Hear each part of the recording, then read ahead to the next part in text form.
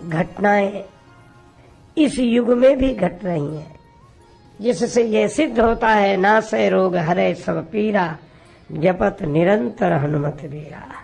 कथा आरंभ करने के पहले मैं एक घटना आपको सुना रहा हूँ।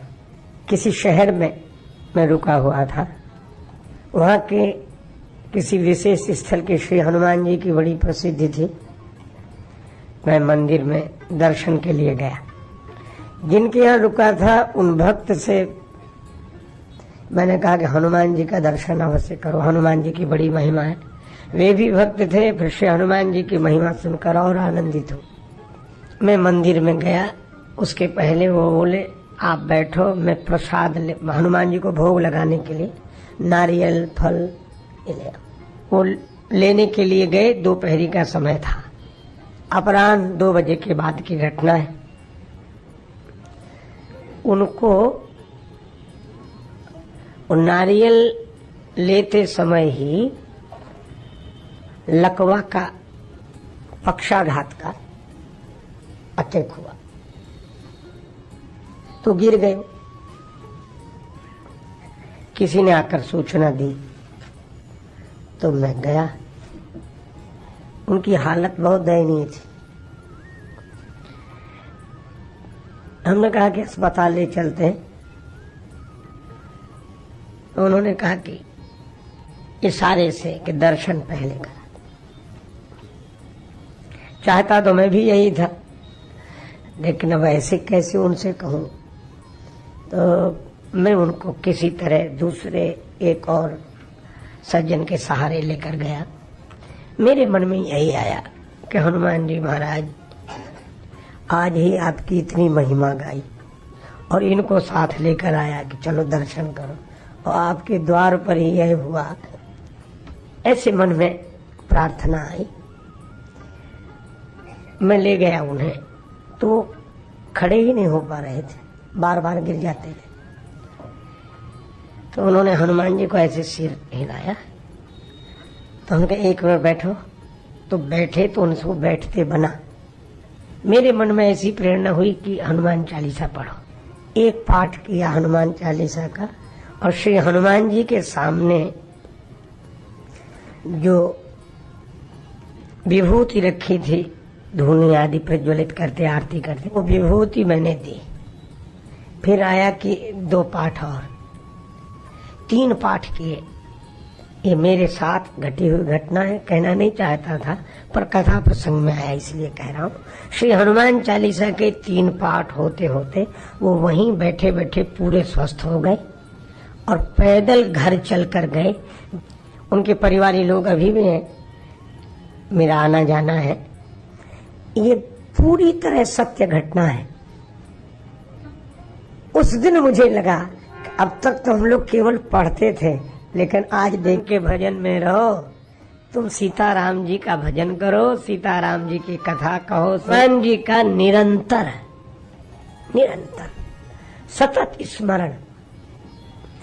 अच्छा, हनुमान जी का सतत स्मरण कैसे हो सकता है? एक ही उपाय है, जागते सोते उठते बैठते भगवान श्री राम का स्मरण करो। हनुमान जी का स्मरण अपने से हो जाएगा। अगर हनुमान जी का भजन करें, जप करें, तो फिर औरों का तो भजन हो ही नहीं सकता। श्री तुलसीदास जी कहते हैं कि हनुमान जी का स्मरण करो, इनके स्मरण में सबका स्मरण हो जाएगा। क्यों प्रसन्न होते हैं हनुमान जी की प्रार्थना से? सभी कट से हनुमान जी मुक्त कर देते हैं, छुड़ा देते। कैसे ही संकट हो, को नहीं जानत है जग में कभी संकट मोचन नाम त्याग। लेकिन बड़ा सुंदर संकेत किया, मन क्रम वचन ध्यान जो लाभ। मन से हनुमान जी से जुड़े, कर्म से हनुमान जी से जुड़े और वचन से हनुमान जी से जुड़े। इसका अर्थ क्या हुआ?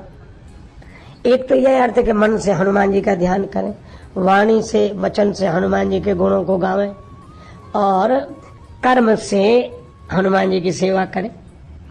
बिल्कुल ठीक है, पर इसमें एक गंभीर आशय भी है। हनुमान जी कि मन से सेवा क्या है।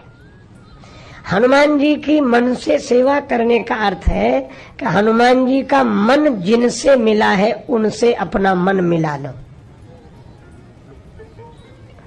हनुमान जी का मन जिनसे मिला है उनसे अपना मन मिला दो। और हनुमान जी का मन किनसे? हनुमान जी का मन सदा श्री राम जी, सदा राम जी की सेवा में, हमेशा राम जी की। ने अपना मन राम जी से मिला लिया, समझ लो उसी का मन हनुमान जी से मिल गया। अच्छा, दूसरी बात, मन कर्म। तो हनुमान जी की पूजा करना कर्म है, पर हनुमान जी के लिए जो कर्म मुख्य है उस कर्म का आचरण करें। हनुमान जी का धर्म है सेवा, सभी की सेवा करते हैं, सभी की। लेकिन सेवा भी कैसे की जाए, कोई हनुमान जी से सीखे। आप विचार करके देखें, हनुमान जी पवन कुमार हैं और पवन दिखाई नहीं देता, लेकिन पवन सबकी सेवा कर रहा है कि नहीं। भोजन बहुत कीमती है, पर भोजन के बिना भी आदमी एक दिन रह लेता, उपवास कर लेता है। पर उससे ज्यादा कीमती जल है। जल के बिना 2 दिन नहीं रहा जा सकता, 2-1 घंटे कोई रह ले तो रह ले। पर उससे भी ज्यादा कीमती हवा है, वायु। वायु के बिना कोई 2 घंटे नहीं रह सकता। लेकिन अद्भुत बात है, आज तक कोई हवा के लिए हैरान नहीं हुआ। पानी के लिए त्राही मच जाती, भोजन न मिले तो त्राही। पर वायु की कीमत उसे समझ में नहीं आती। क्यों नहीं आती? क्योंकि वायु सबका प्राण है, लेकिन फिर भी दिखती नहीं है। कभी हवा दिखी नहीं, इतनी सुलभ हो गई, इसीलिए इसकी कीमत समझ में नहीं आती।